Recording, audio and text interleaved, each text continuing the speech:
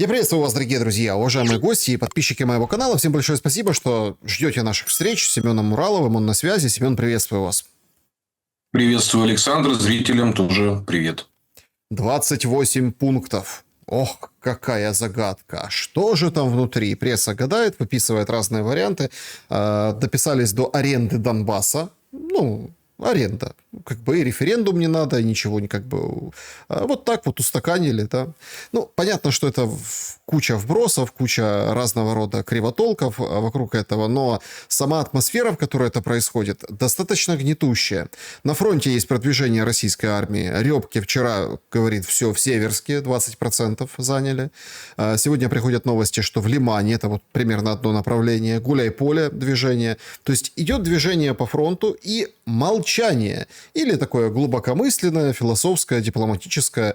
Да-да-да, мы открыты к переговорам. Ничего не в курсе, что там, где и как. Но сказано, что секретный план Трампа, который вполне вероятно сегодня перестанет быть секретным, или частично, он же с Россией обсуждался и для Европы, и Украины стал как снег на голову.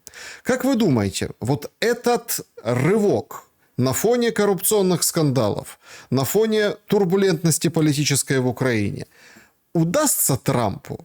Ведь вы же видите красота игры. 500% санкций, я разочарован в Путине.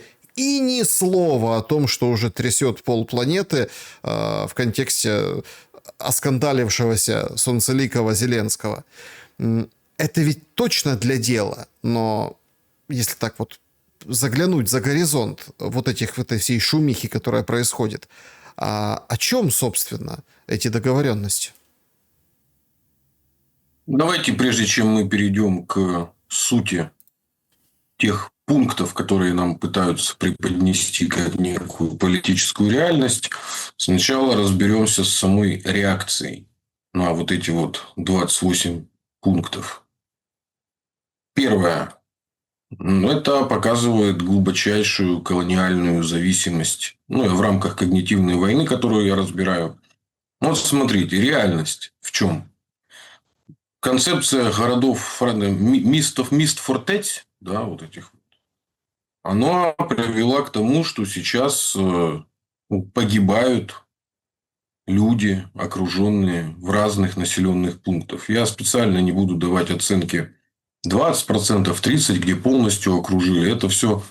Там и туман войны есть, и военная пропаганда. Но есть факт, что фактически какая-то часть людей, которые принесли фактически в заложники медиакартинки сопротивления России любой ценой, она оказалась не волнует политизированную часть, плевать украинского общества. То есть, вот как рыбки гуппи опять постучали, план какой-то, 20, как рыбку покормили, и все с радостью всплыли на поверхность. Ах, посмотрите, что же это у нас такое. По-хорошему, если бы страна не находилась бы в такой именно позиции колонии, то, конечно же, во все набаты надо бить, надо людям отдавать приказ сдаваться. Что это? Зачем это? Да? Это же тот самый биореактор, о котором мы говорили. Но всем плевать. Всех интересуют коррупционные скандалы, кто сколько где украл, кого еще посадят. Это, конечно, очень печально, и это нам говорит о том, что лечить какую-то часть общества нужно будет долго и серьезно. Теперь, кстати, то, что наша часть тоже реагирует на эти пункты, это показатель тоже глубокой колонизации, самоколонизации. Теперь по сути этих пунктов. Опять же, если мы уберем туман войны и военную пропаганду, что там касается содержательных вещей. Что требуется от Украины. Вопрос, сколько кто кому отдаст какой земли, это вопрос, оставим его за скобками. Какой сути требуют от пост Украины? Посмотрите, языковой вопрос. Правильно? Статус церкви русской. И, по большому счету, неучастие в антироссийских альянсах. Что здесь нового? И сокращение армии. Это тоже... Сокращение, да. Ее раздули. как бы уже она не была такой на Украине и в 2014 году, и до 2014 года. Поэтому, но с другой стороны, я помню еще советскую армию, в городах было больше, так сказать, воинских частей, может, поэтому и порядка больше. Потому что это не совсем армия, то, что создали после 2014 года. Я бы предпочел называть это казацкой массой. Потому что, смотрите, кто у них лидеры. Это же все атаманы. Вот, просто отдельных атаманов, как, например, Сашка Билова, его очень быстро приземлили еще в 2015 году. Да? И другие атаманы сделали правильные выводы. Ну, а выводы какие были? Оно же сначала попыталось атаманщина расползтись по всей Украине после 2014 года. Но ей сказали, нет, вот вы, Сашко Билый, ты не будешь, значит, в казаков играть и воспитывать прокуроров. Все атаманы на Донбасс. Все туда. Вот поэтому Азов расквартировали в Мариуполе. Вот, поэтому Айдару отдали одну часть Луганской области. Да? Ну, то есть, фактически, вот этим вот казакам, таким вот, которые сами по себе, вот, им сказали, вы идете в реестр. Ну, как вот был, когда поляки в сознание тоже приводили сечь по-своему. Вы идете в реестр и будете воевать с теми, с кем мы скажем. И вот этот бизнес, он же очень долго. Я почему на это останавливаюсь? Это неправильно называть армией. Почему? Потому что армия тем и отличается от вооруженной массы, ну или казацкой массы, да, в том, что она не очень массоприказам подчиняется. То есть ее можно, так сказать, отправить кого-то грабить и с кем-то воевать, либо взывая к эмоциональному единению, значит, мы вместе супостата, так сказать, поборем. Но как только эмоциональное единение проходит, иллюзии рассеиваются, во что превращается казацкая масса? Об этом вся украинская литература. Вот, о 17 веке, о 18 веке. А что она творила, в том числе у еврейского народа, вот, одна из версий Холокоста, это как раз деятельность украинских казачков на территории Речи Посполитой. Потому что резали их с двух сторон. И поляки, и наши. Ну, как бы их все вместе шло. Поэтому вот что самое страшное в пункте про сокращение армии. Потому что это для начала не армия, это вооруженная масса. И как ее сократить, не очень понятно. Наши предки в свое время столкнулись с этим на территории Западной Украины после 1945 года. Да? То есть, все вожди смылись, все, значит, бандеры и мельники, и все остальные отчалили. Лыбедь там был такой персонаж, самый страшный. Мы его разбирали. Это служба безопасности АУН. А остались обычные люди. Вот. Обычные, которых вооружили каким-то образом, загнали, они насовершали каких-то преступлений, и они еще 8 лет сопротивлялись. Поэтому вот этот вот пункт, он звучит, конечно, ну, скажем так, понятно, но за ним сокрыта огромная работа. Ну, вообще, когда начинался этот кризис, мой хороший товарищ, как раз сибиряк из Красноярска Артем, он так очень емко дал, значит, характеристику. А что с Украиной случилось? Он говорит, да все просто. Стрельцов вывели из гарнизонов, казачки взбунтовались. Поэтому для того, чтобы погасить вот это вот казацкое мышление именно массы, потому что казаки себя по-разному вели. Вот. Это очень хорошо и в Тихом Доне описано. Да? То есть, там крайность, нельзя сказать, что вот эта вот идентичность, которая была положена в основу украинского человека с ружьем, она же принципиально была казачья, то есть через вольницу. Ну, посмотрите, кого воспевали. Даже украинскому послу есть знаменитый кадр, когда дарят шаблю казацкую. И вообще все с этим связано. Поэтому вот с этим вот архетипом казачщины надо очень серьезно разбираться. Потому что казак, который не за веру царя Отечества, это бандит. Вот. В этом же был смысл казацких войск. Их приводили к присяге персональной. А тут теперь, соответственно, вороганы Буды.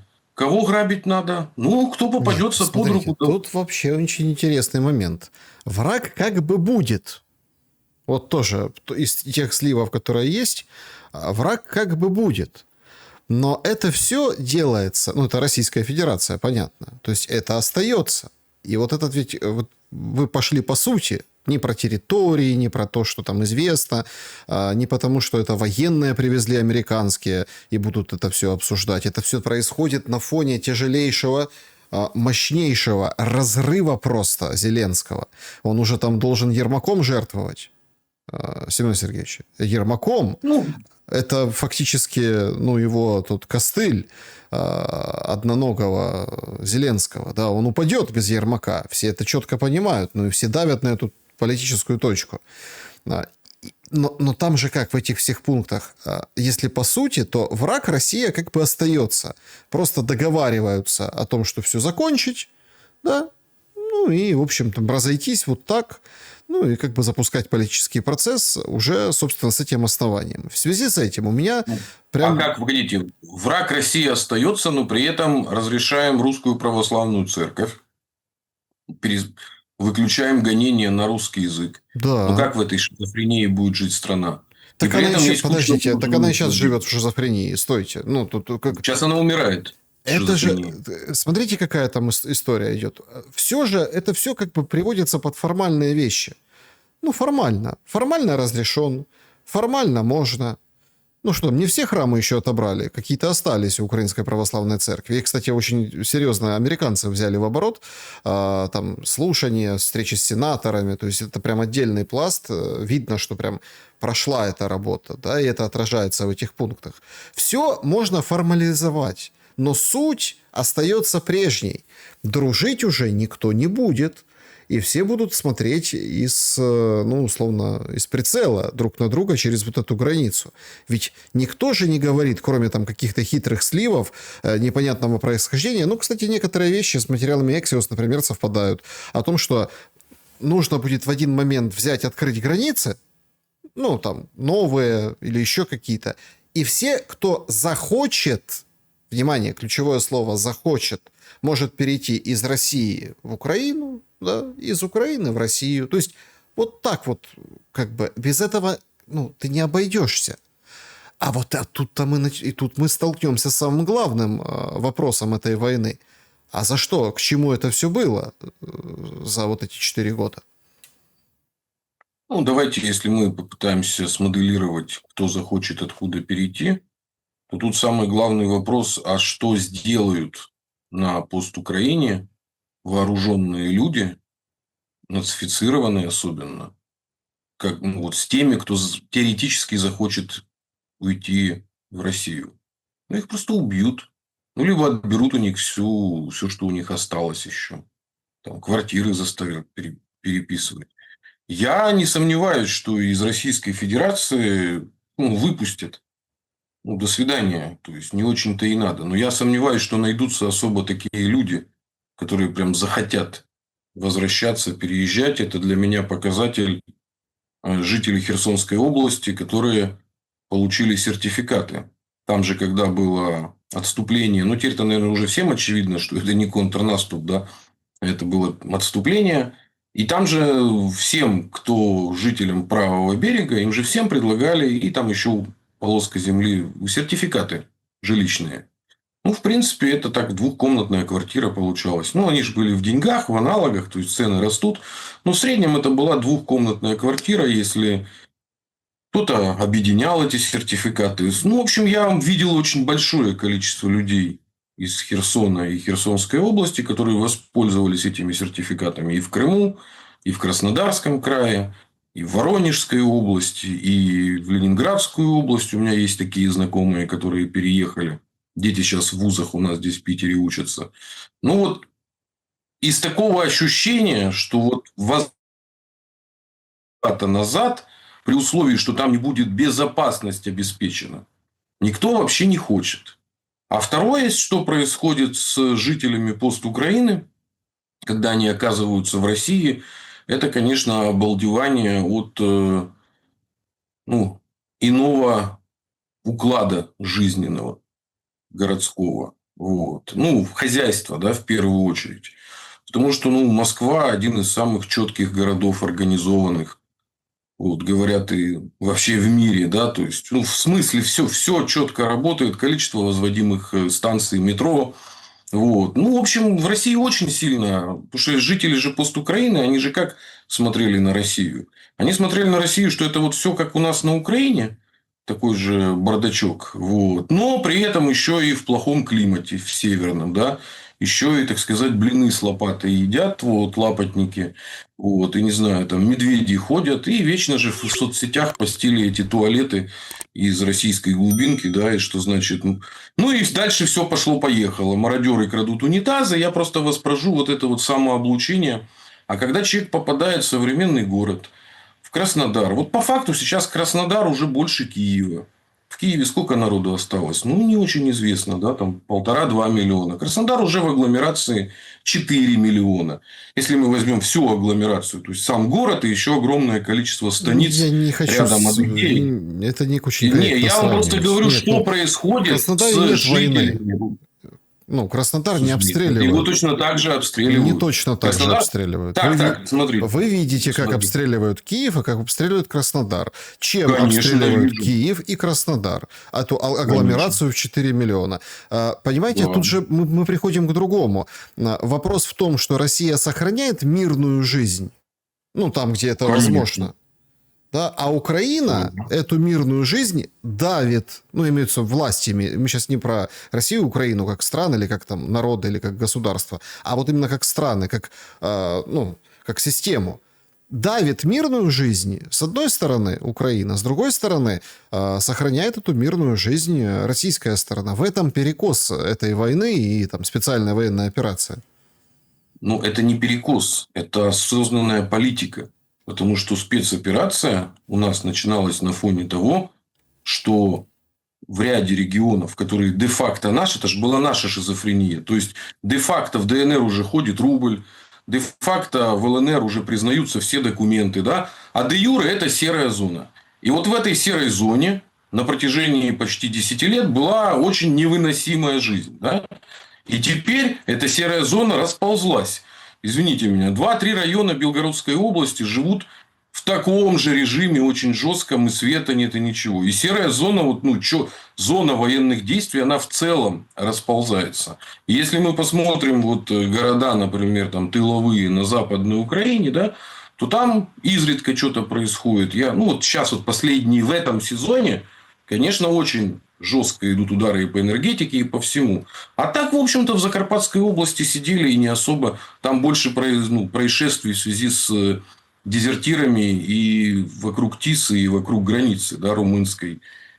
А вот именно ударов так особо и не было по Закарпатью. Поэтому тут надо рассматривать мало того, что каждый регион в отдельности, а еще в каждом регионе отдельные районы. Потому что, я говорю, районы. Ну, а что произошло с Суджанским районом Курской области? Ну, в нем мародерили точно так же, как мародерили на Донбассе. Ну, это ж легендарная пятерочка. Это ж точно, которую все обрисовывали, да, который заходил. Ну, это же было на наших глазах. Поэтому территория, куда попадают вот эти вооруженные люди, вот эта казацкая масса, она в принципе превращается в территорию безжизненную. И в этом же и смысл, почему в советской армии уже в финале советской войны Великой Отечественной за мародерство еще более жестко начали расстреливать.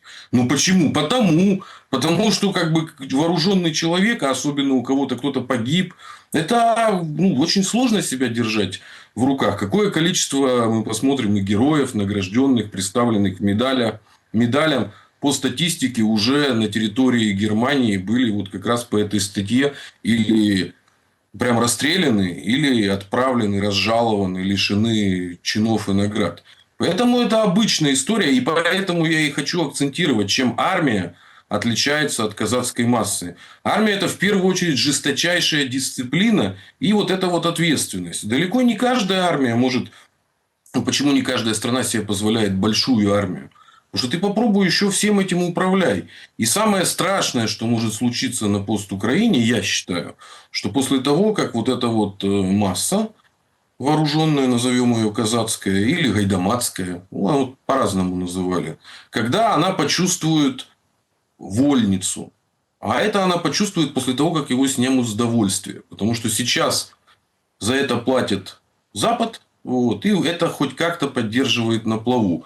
А учитывая, что денег-то своих нет у Украины, поэтому после того, как человек с ружьем оказывается без довольствия, он начинает заниматься самообеспечением. А это уже история финала Первой мировой войны и как война империалистическая переросла в войну гражданскую, когда просто разные части самоопределялись.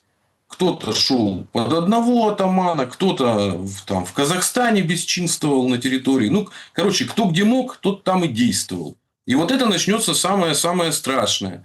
Кто будет назад загонять эту вооруженную массу?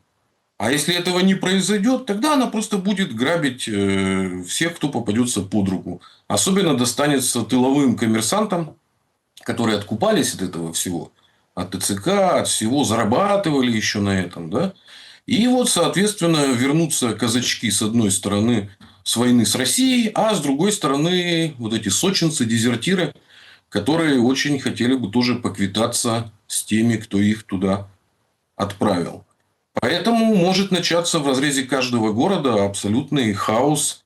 И как бы нужно стрельцов с гарнизонами возвращать в города. Потому что иначе Ну, это казачков-то же, никак, ну, это же не зависит от того, что есть президент или нет президента. Или там никак не заменит. фигуры, продолжающие действовать как президент. У нас же как говорят, что если, например, Зеленского собьют, то вакханалия, ну, то, что вы описываете. Но вы же описываете это как исторический этап, как, ну, скажем, как систему. Да? Вот система действий приводит к вот этому. Это так вы говорите. А Да, у нас да. пропагандистским образом пытаются отбелить Зеленского. Говорит, ребята, поживите чуть-чуть с коррупцией. Сейчас мы выторгуем мир на нормальных условиях, и все будет хорошо. И тогда снимем военное положение, закончим войну, и тогда включим эту вашу демократию, и ходите, выбирайте, кого хотите. Ну, то есть, вот так это все преподносится последние дни, потому что, ну, скандал с разворовыванием, это, конечно, очень большой удар. Очень большой удар вообще именно по не то что системе власти, по пониманию власти.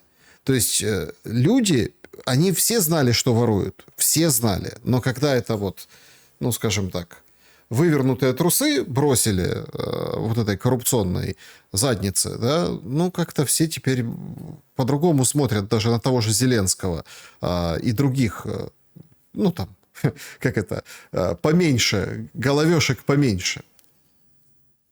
Я считаю, что тут немножко другая история. Дело в том, что на Украине уже давно установилось режим двоемыслия. А после того, как за свои мысли начали еще и убивать, ну, в широком смысле это началось. Ну, я считаю, что символическая фигура, конечно, была Лесь Бузина. Вот тогда все, кто, так сказать, имел альтернативную точку зрения, уж точно окончательно закрыли рот и ничего не произносили, либо говорили это с такими эвфемизмами, с такими расшаркиваниями. То есть, это вот включили режим именно двоемыслия. Поэтому сейчас стало можно ненавидеть Зеленского. Потому что до этого его можно было ненавидеть только на кухне. И не особо высказываясь. Потому что еще сосед сдаст тебя в ТЦК. Припомнит тебе, что ты что-нибудь там чем-то не то говорил или не то делал. А теперь белый господин сказал, можно ненавидеть по этому поводу. И у всех включилась вот эта накопленная ненависть. Она же копилась очень давно. Это наша прошлая как раз беседа об этом. Да сколько эта ненависть копилась к ворюгам. Начиная с Лазаренко. Юлия Тимошенко, клейма ставить негде. Смотрите, как она оперилась. Хотя это же первый коррупционер. Она еще коррумпировала «Газпром», в котором еще был Рем Вяхерев. Уже все забыли про Рем Вяхерев. Уже Черномырдин побывал и «Газпромом», и премьер-министром, и послом. Уже Черномырдина нету. Кого она только не коррумпировала. Да, по газовым темам, я всем напоминаю. Уже сейчас, к сожалению, в Москве это закрасили. А вот когда-то переход в Пушкинское метро, там было прям написано: отремонтировано при поддержке ЕСУ Украины. Это когда Тимошенко была главой, еще, я говорю, даже депутатом она не была, начало 90-х.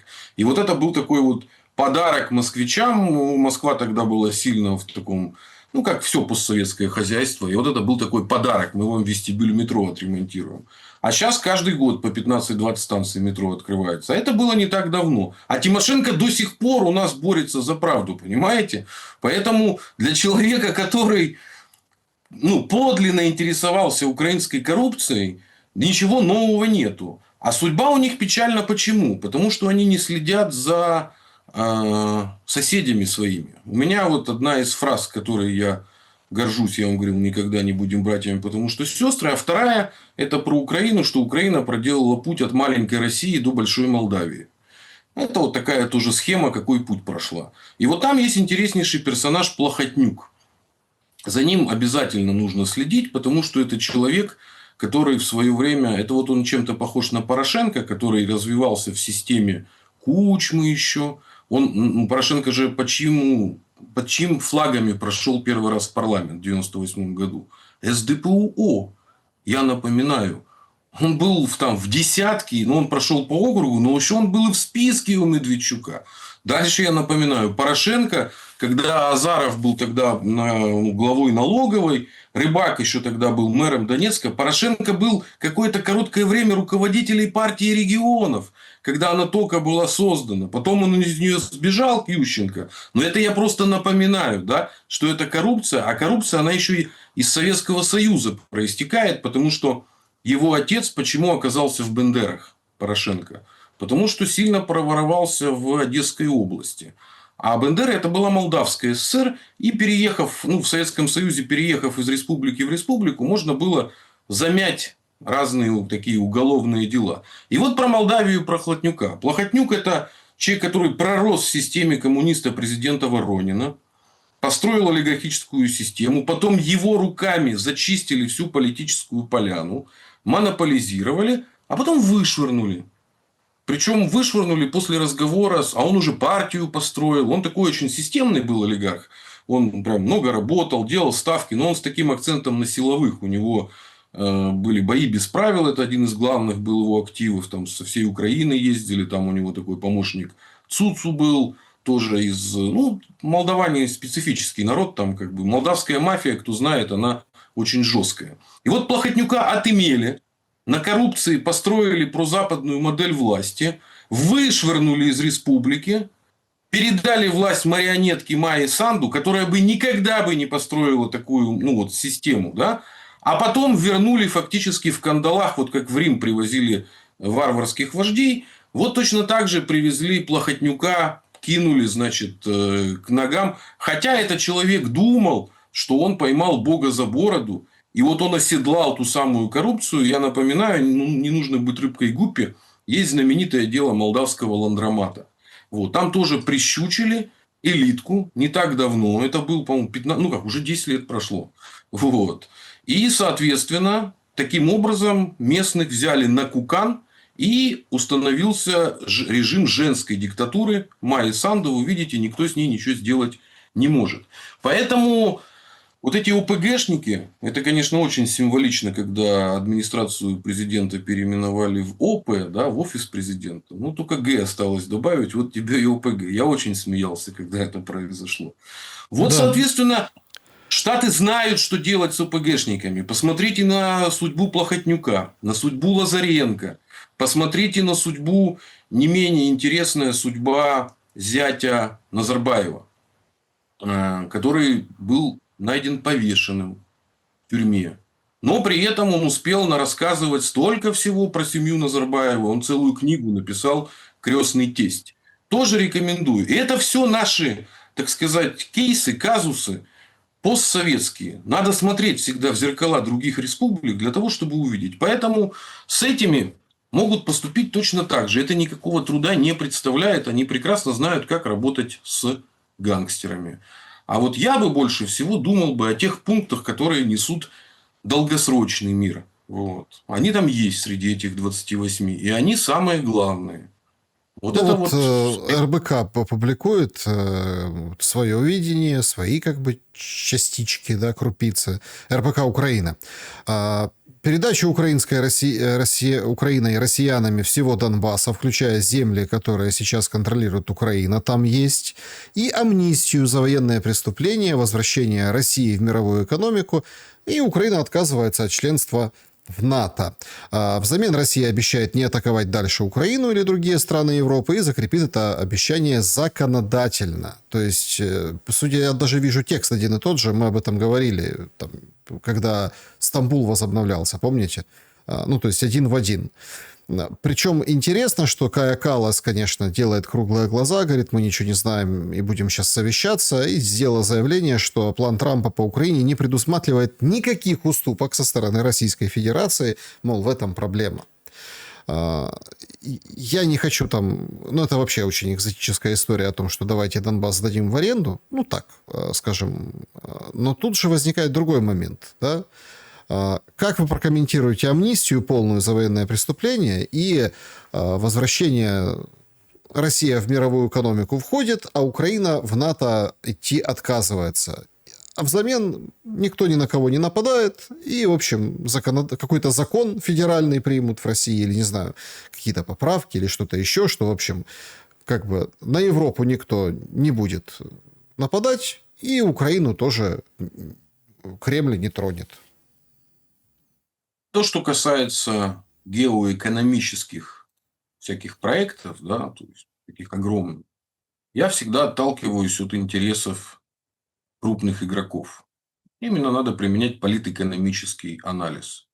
США с помощью санкций подсадила Европу на свое СПГ, да? Вот. Заставила вообще больше зависеть от себя. Потому что у Европы же была своя многовекторность. С одной стороны, у них были ресурсы из России, с другой стороны, у них была дешевая рабочая сила из юга, вот, которая шла, ну, фактически полурабы. И ну, поток ширпотреба, который есть у нас у всех, это из Китая. И, в общем-то, на этом, сохраняя технологическое лидерство, Европа, в общем-то, жила. После того, как отрезали от дешевой энергетики, у Европы начала меняться политэкономическая модель, и она становится все более и более зависимая от США. Потому что Европа сама по себе ресурсов не имеет практически никаких. Там все еще 500 лет назад было вытащено на поверхность, поэтому и начались великие географические открытия, да, в Европе. Поэтому США, которые так выгодно и так удобно для себя немного колонизировали рынок огромный, там, под 400 миллионов в целом, если говорить. Ну, в широком смысле брать Европу или в узком, да, потому что та же Турция, вот как к ней относиться? Ну, она фактически европейский рынок, но Европой не является. Да? И поэтому отказываться корпорациям от такого гешефта, ну, это каким-то, ну, это глупо.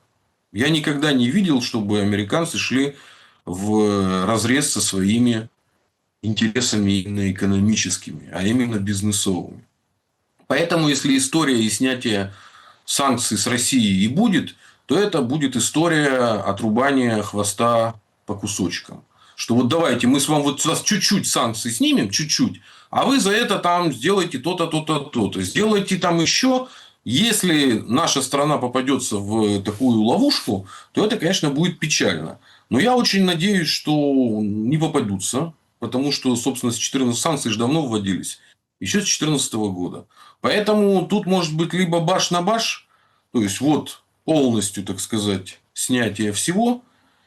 Но вопрос, нужно ли это нам. А именно снятие всего. Потому что каждый год из России за счет крайне либерального экономического законодательства утекало огромные капиталы. Если мы посмотрим и 17 год, и 18 и после санкций, там десятки миллионов долларов. Это было связано со сложными отношениями к вот этим вот, ну, в народе их называют офшоры.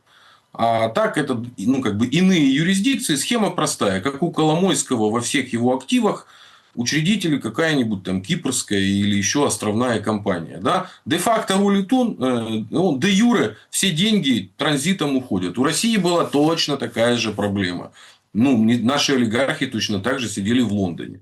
Поэтому возвернуть все как было раньше, это самоубийственно в том числе и для России. Потому что Россия потратила значительное количество времени и сил для того, чтобы, ну, например, самолеты, да, вот только у нас пошли полностью импортозамещенные. Вот только-только.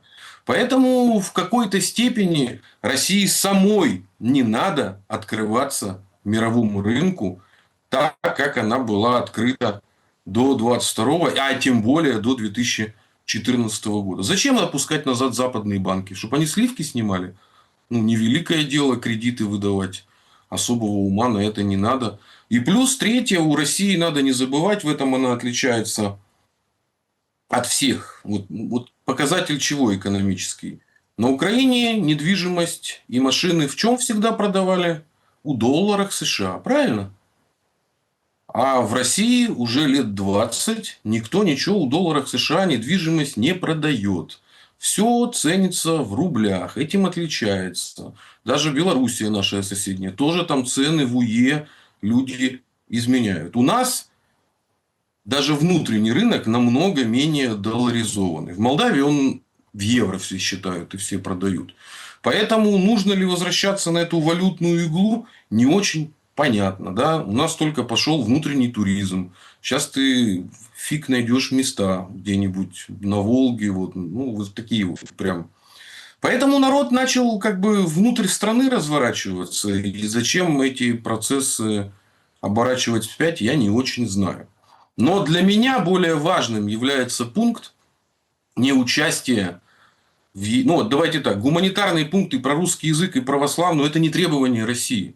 Это норма для Украины. Если мы принимаем Украину как норму до 2004 года, до первого госпереворота, то так оно и было, что церковь развивалась, русский язык, мы только говорили, что паскуды не провели референдум, но де-факто он был. Смотрите, даже паспорта двуязычные, внутренние. Ну, правильно же. Ну, Ну, для многие чего? сейчас, конечно, паспорта вот эти, книжечки вот эти биометрические, такие карточки. Но вот, например, у меня еще паспорт книжечкой, у многих паспорта книжечкой, потому что... И там с русским. Ну, потому что не надо их надо вклеивать фотографию, и еще там условно кому-то долго вклеивать фотографию, у них осталась книжечка. А так принес свою книжечку, чтобы фотографию вклеить, уже не вклеивают, уже дают тебе вот этот пластик, да.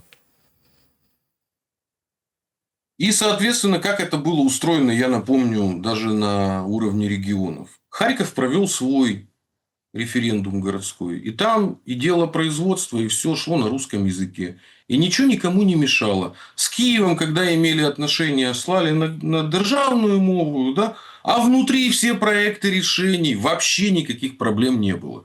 Дальше. Одесса, моя любимая. Как был решен вопрос со школами? Вы же помните, была история там, школ закрытия? Оно же давно с времен Ющенко. В Одессе было решено очень изящно. А по заявлению родителей. А вот сколько написало родителей, столько классов и будет сформировано. И ничего в этом нету, не надо ни за кого придумывать. Кто, куда, зачем пойдет. И там были ситуации, когда на параллели 3-4 класса, 3 русский язык обучения, 1 украинский. И ничего не случилось, ни с кого шапка не упала. И я напоминаю, вспомните всегда, что такое Одесса. Вот даже 9-8 год, вот, несмотря на возвращение Гурвица и то, что там Унаунсо уже творила, на Дерибасовской номеров там, московских, киевских, донецких было летом больше, чем, собственно, одесских. И там прекрасно где-нибудь на трассе здоровья ты мог встретить и знакомого москвича, и из Петербурга, и из Донецка, и из Киева, и все прекрасно общались. И все как бы любили и уважали Одессу. Об этом, кстати, даже очень хорошо показано в фильме «О чем говорят мужчины». Помните его? Там же они путешествуют из Москвы в Одессу. Обратите внимание, момента перехода границы не показано. Вот они едут, где-то это приключение в бельдяшках, да, веселое. Потом сразу Киев, где они едят картопляники. А потом Одесса. И вот это фильм, который смотрели на всем постсоветском, о чем говорят мужчины, да, смеялись, значит, понимали. И вот этой границы не было даже в культуре. Ну, вот едут, это же одесситы в основном, ну, как бы снимали там, да. Поэтому вот что было всего 15 лет назад. И поэтому требования про русский язык и требования про там, церковь и вообще уважение к своим согражданам, это не требование России. Это здравый смысл и норма, которая должна быть. Просто другой вопрос, что у нас норму извращают. Тут бы я рекомендовал, если будет время, желание, у нас есть отличный социолог, девиантолог Тимур Хагуров, как раз проректор Кубанского университета. Вот он может рассказать, как вот девиациями управляют на Западе и почему они с этим научились работать уже более 100 лет. И вообще в социологии есть отдельное направление. А вот главный пункт, который я считаю, это не участие в антироссийской деятельности. Я же стараюсь подбирать интересные цитаты. Я тут сейчас как раз в Петербурге, где у меня библиотека. Вот. Есть отличная книга, называется «Переписка гетьманов левобережной Украины с Москвой и Санкт-Петербургом». И, собственно, это исторические документы. И вот письмо, грамота царя от 1656 года Алексея Михайловича гетману Богдану Хмельницкому с требованием наказания сотников Котла и Филиппа за непристойные речи. И, значит, что Москва предъявляет?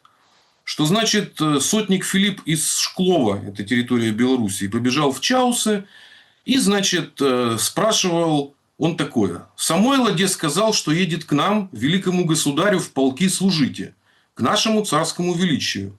А сотник, где котел, наедине говорил ему Самойлу, чтоб он к нам, великому государю, служить отнюдь не ехал, не мыслил, для того, чтобы мы, великий государь, значит, польский король со свейским, со шведским мир учинили, а казаки будто при короле оставаются, потому что послы цесаря римского и иных королей с казаками короля помирили.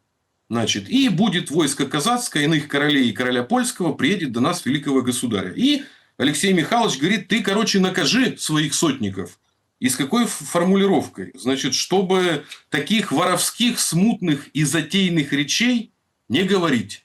И Богдан Хмельницкий ему отвечает, я цитировать подробно не буду, это вот 116 письмо, ну, это документ о том, что всех наказали и даже, значит, казнен, но в дороге в Гомле, это Гомель, нынешняя Белоруссия, значит, по исповеди и причастии божественных тайн умер. И Филиппа тоже накажем. Это очень важно смотреть, как предки, украинцы считают себя наследниками же, в том числе и казаков, имели отношения с Москвой и Петербургом. Это очень-очень важно. И вот это вот якшание с королями польскими и свейскими, шведскими, а теперь с НАТО и прочей швалью западной, это камень главный преткновения. Идеи участвовать в антироссийских блоках и альянсах в принципе не должно быть на Украине. Вот идей таких должно. То есть, это дурная идея, которая всегда приведет к конфликтам или к войне. Вот посмотрите, даже Богдан Хмельницкий, я специально привел, 1656 год. Только 2 года назад прошла Переяславская Рада, соединение, да? До этого 20 лет не могли принять решение, берем, не берем казаков, потому что там тоже каждый атаман тянул на себя, правильно? И потом после смерти Хмельницкого все же и повторилось. То есть, в Москве очень серьезно думали, можно ли, так сказать, иметь дело. Но потом, что первым делом пресекались? Никаких поляков, шведов и прочей, значит, швали. И вот это самое главное требование, которое, я считаю, есть со стороны России. И вот к нему нужно относиться с полной серьезностью. Потому что требования по сокращению вооруженных людей – это вопрос выживания общества пост-Украины. Потому что если их не сократят, то они будут грабить в первую очередь это общество. Да? Москалей-то у них не получится пограбить. Да? А вот требование русский язык и церковь – это не требование России. Это выживание общества, это естественные права, нормы, это вообще залог мира в обществе. И это всегда было на Украине. Просто в Киеве все время были там какие-то свистопляски по этому поводу. А в регионе, я уверен, когда вот вы жили в Луганске, вообще не было никакого вопроса. Все говорили на русском языке, в отдельных районах больше на украинском, где-то на суржике. И все прекрасно друг друга понимали. Но все знали, что есть молодая гвардия, которая наш региональный герой. Поэтому для того, чтобы решить языковой вопрос, нужно всех опустить немножко на региональный уровень. И вот когда люди будут у себя в регионе заниматься тем, что есть герои, вот, кого любить, большинство мифов смоется, потому что тот же там Бандера, пресловутый во языцах, он никакого притчи уже стал. Он никогда не был ни в Одессе, ни в Луганске. Кто он такой, какое он имеет отношение. Точно так же, как товарищ Ворошилов, ваш земляк, никогда не бывал, ну, как бы где-нибудь на Западенщине. Понятно, ну, кто он для них. Поэтому это вопрос не российских требований, а вообще норм нашей культуры. Вот и все. Семен, как мы сможем понять, что происходит? Я хочу, чтобы вы дали нам такие наводки на вот эти маячки. Сейчас вовсю пишут, это западная пресса, что, в общем, Зеленский и Европа, ну куда ж без нее, они отвергнут план Трампа. А может, в этом и план, чтобы план Трампа был отвергнут? Вы когда читали там никаких там, в общем, Шваль, вот эти там поляки всякие, вот эти, да? Смотрите, ну как бы... Тут не получится на современный манер даже какой-то сотой доли части этого. Почему? Потому что там деньги, там долги украинские. Они очень серьезно как бы Украину поработили в долговой яме. Без вливаний финансовых, да, не будет вообще, ну, как бы, денег нет в Украине. И это все признают. Там раздают эту 1000, да, ну, сейчас сколько они напечатают и 5 введут еще. У нас сейчас самая большая, самая большая купюра 1000 гривен, да, а будет 5, а там, гляди, и 10. Ну, в общем, все, в общем, понесется. Тут вопрос же такой финансовый и долговых обязательств очень серьезный. Поэтому в любом случае будут перед ними расшаркиваться еще очень-очень долго. Даже вот эти генералы, которых я упоминал, которые план привезли Зеленскому презентовать, они вот первым делом, один из них встретился со Свириденко. Так это было очень умилительно. Генерал, как это у них там, начальник армии, ну там, министр армии, дали как там правильно, Пентагоне, обсуждается Свириденко, инвестиционный фонд, ну вот эту сделку, когда все как бы американцам по недрам, ну вот это все. Бессент, когда проталкивали и пытались с ним торговать, но уже все, не обсуждают. Где Пентагон, где эта сделка, где это все. То есть, очень интересная встреча. Ну, как бы встреча ради встречи. То есть, мы видим... Для меня это сигнал прежде всего, что этих генералов начали кружить. Они теперь должны со всеми встретиться. Ну, елки-палки, генералы из Пентагона. Келлога сказали уволят в январе месяце, до свидания. Уитков встречаться отказался. Ну, то есть, традиционные переговорщики. То есть, такое ощущение складывается, что привезли конкретное ЦУ. Ну, то есть, конкретное. А им устраивают шоу-программу там вот, а тут давайте еще и в Бабий Яр съездим, например. Ну, они любят же вот такое, да, культ масс. Ну, это так выглядит, по крайней мере. Как будет на самом деле, непонятно. Так вот, суть вопроса в чем? Долги, деньги расшаркиваться будут все равно. Но если Зеленский откажет, ну, принципиально возьмет и откажет, и провернет шоу «Овальный кабинет 2». Ну, говорит, нет, мы родиной не торгуем, мы землям никаких уступок, воюем до последнего. Вот тогда же на овальном кабинете у него подрос рейтинг, его там, ох, какой у нас президент, а какой Трамп паскуда. Все тогда начали хулить Трампа, мол, Трамп, как они по-хамски, этот Венс, этот Трамс. Сейчас потом опять начали любить, потом опять ненавидеть. Ну, это такая привычная качель, вам это знакомо. Тут другой момент. Так а что, если сейчас Зеленский пойдет в отказ? Трамп будет добивать, я имею в виду через НАБУ и САП, и будет разрыв полный, тот, о котором вы говорили на примере там, Лазаренко и других. Или скажет, окей, значит, санкции против России Европейские, пожалуйста. А мы, например, снимаем, а мы уходим уже, как это, уходя, уходи. Уже окончательно ушли из этой войны, прикроют все на свете, разведданные, все остальное. То есть там оружие, это такое дело. Денег все равно нет у европейцев на нормальные, да, оружейные поставки. Но мы отстранимся и хлопнем дверью. Вот какой вариант будет в случае вот такого картинного отказа? Или будут петлять, играть, тянуть резину, кота за хвост, и это будет еще не один месяц? Ну, дело в том, что тоже у нас в истории есть прецедент человека, который вот всячески нагнетал гражданскую войну, будучи на посту главы правительства. Это Симон Петлюра. Ну, о нем забывают, что это был талантливейший публицист своего времени. Тогда просто кино не было. Тогда газеты и радио выполняли эту функцию. Да? И вот он активно все это подстрекал. Не зря петлюровцы. Ну, вот, почему-то там этот Гетман был. Скоропадовцами не называют никого, а петлюровцами все-таки называют. И я напоминаю судьбу Петлюры. Вот он же как раз пошел по пути спрыгнуть, отпетлять. Он под это даже отдал, ну, то, что называется, ЗУНР. Ну, как отдал? Там был свой глава Петрушевич, тут тоже слил. Но, тем не менее, именно ради личной безопасности. Ну, вот его грохнули студент, которого оправдали, если я не ошибаюсь. Как раз еврейский. Это вот в демократической Франции.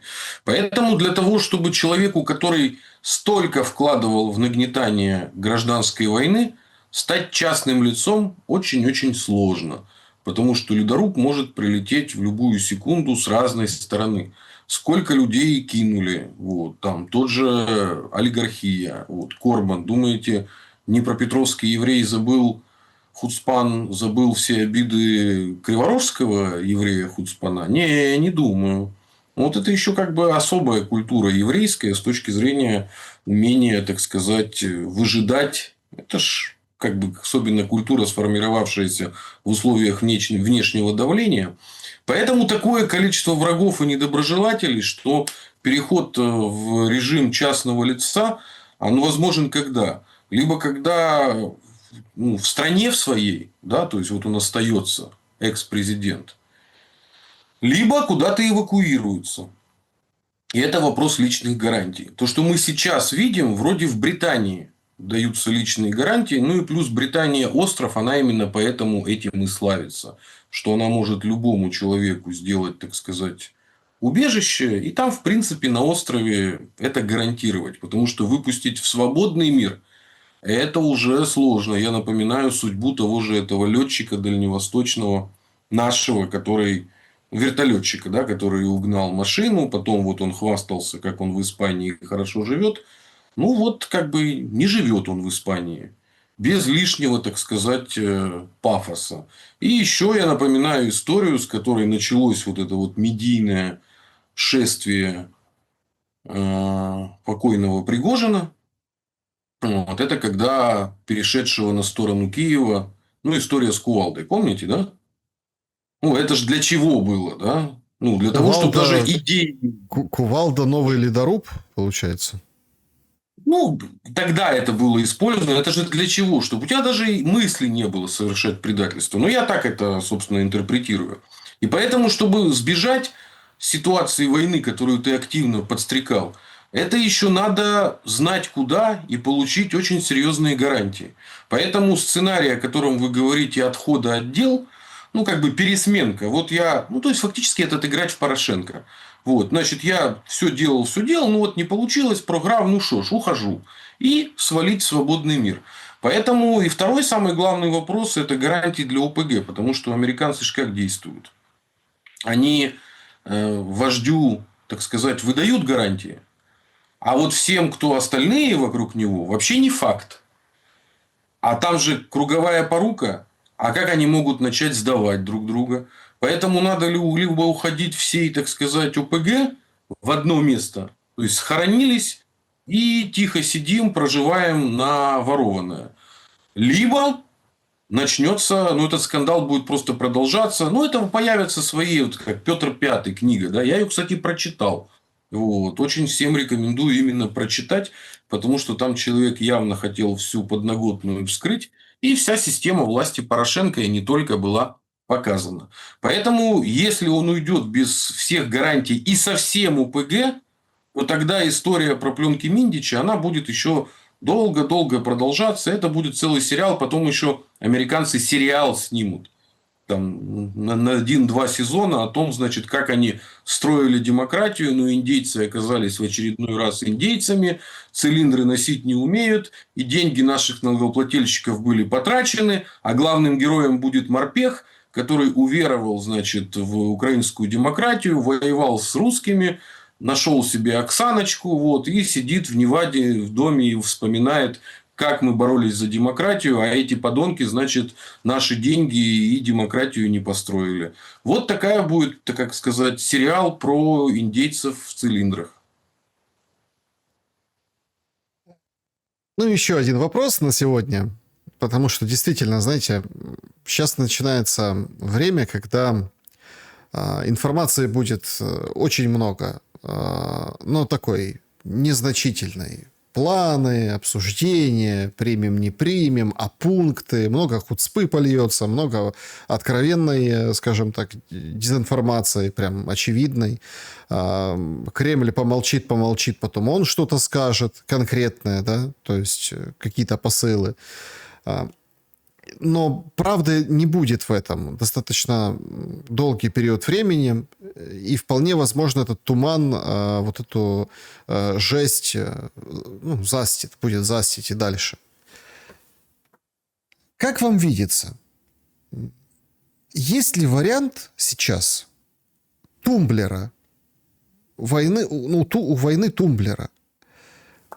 Потому что кажется, что с вот этим всем круговертью, с вот этим всем круговоротом, вот этой всей ну, истории с пленками, там, положением Зеленского, европейским недоумением, ну, то, что мы обсудили сегодня, вот чем больше всего этого, тем может война перещелкнуться. Как вот, например, ковид отключили, и все, его нет. Вот точно так же эту войну. Клац, все, там, остановка боевых действий, все, закончили, там, какие-то документы подписали, об этом даже не рассказали в прессе, но все, никто не стреляют, и все там заняты чем-то другим. Ну, вот условно, да, например, выборами, которые раз и остановят войну. У нас это же потрясающе. Вы Белецкого представляете в роли семьянина с ребенком, фотографии, билборды. Мы здесь ради того, чтобы жить. Взяли этих добровольцев, показали, что они там в мирной жизни были там какими-то, не знаю, фармацевтами какими-то, не знаю, просто там учителями, педагогами еще. А тут они Почти добровольцы. все поварами были. Ну да, поварами. Вот. Но потом они прошли через это. Ради чего? Чтобы жить. И все резко переключаться со смерти на жизнь. Да? То есть вот такой просто тумблер отстрелит, гильза отлетит. Причем в России точно так же. Резко начнут заботиться, например, там, о людях. Ну, на этих территориях, которые остались под контролем России, да, и, ну, там, переросли, не переросли, тоже никто не будет спрашивать. Все начнут там вот эту радоваться и возводить вот эту, например, там кольцевую дорогу вокруг Крыма, да, по сухопутную. Или, например, электрифицировать новые территории. Запустится Запорожская атомная и погнали там электрику, даешь там план там Гаэрла, в общем, вот это все, плакаты рисовать всех туда там, давайте поднимать условную разрушенную войной целину. И все закончится.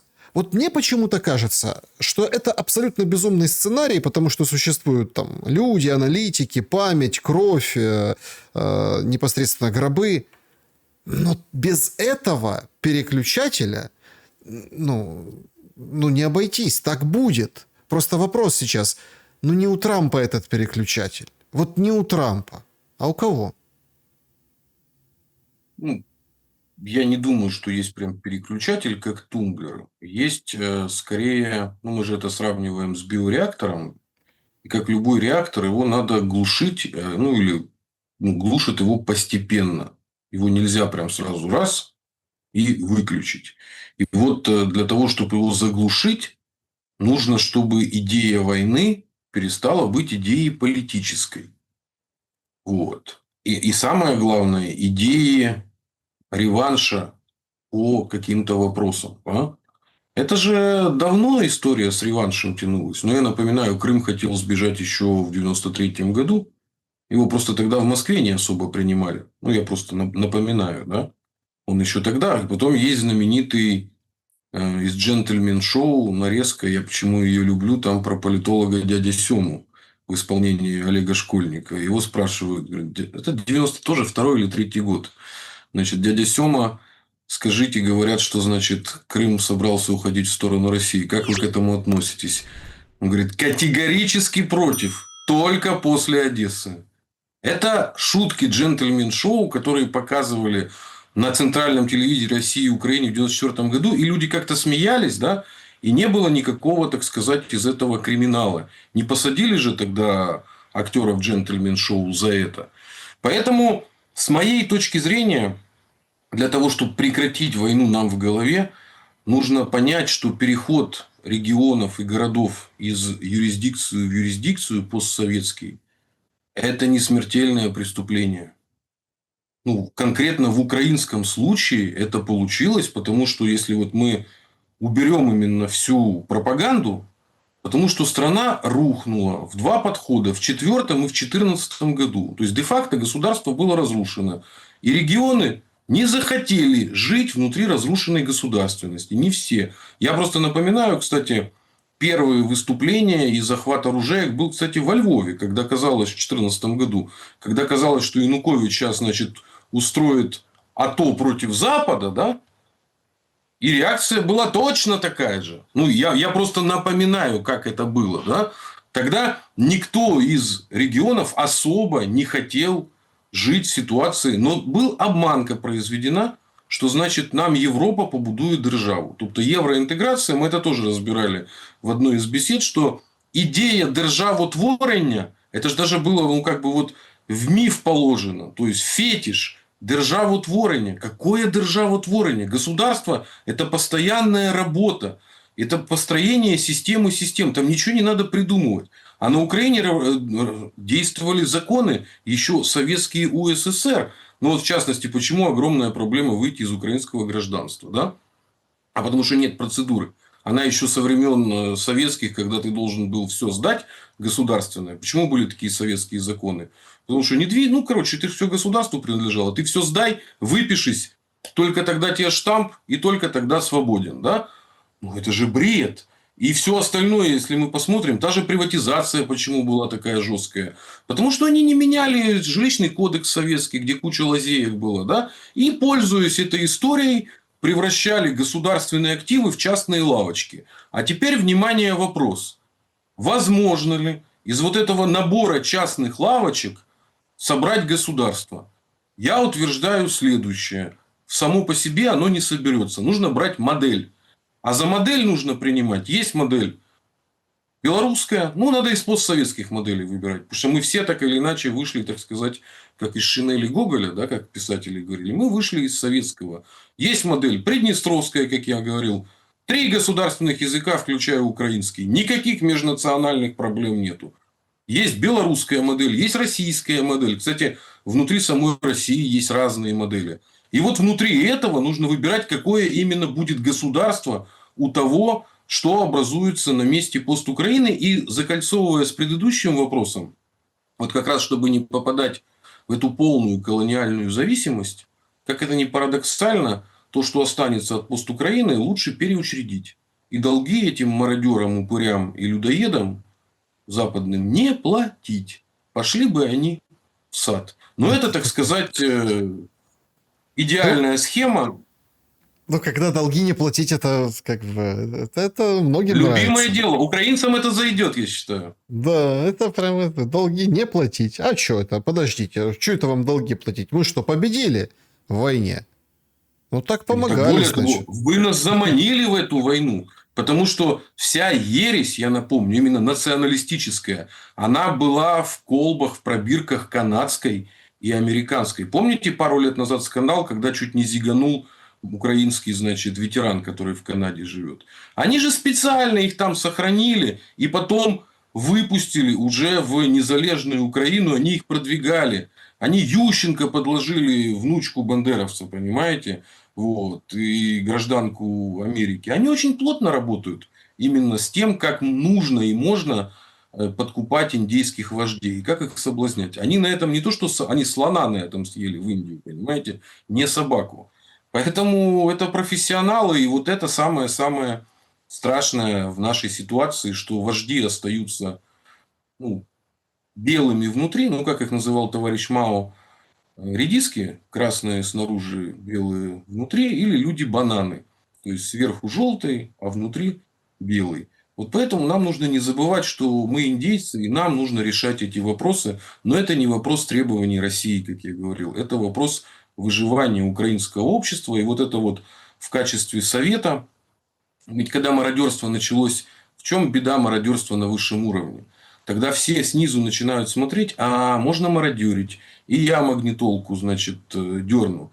И на фоне ударов по энергетике, ну, тут самое главное зимой будет выжить, поэтому каждому обязательно нужна палатка. Вот самый простой способ согреться в холодной квартире – это посреди квартиры поставить палатку отдельную.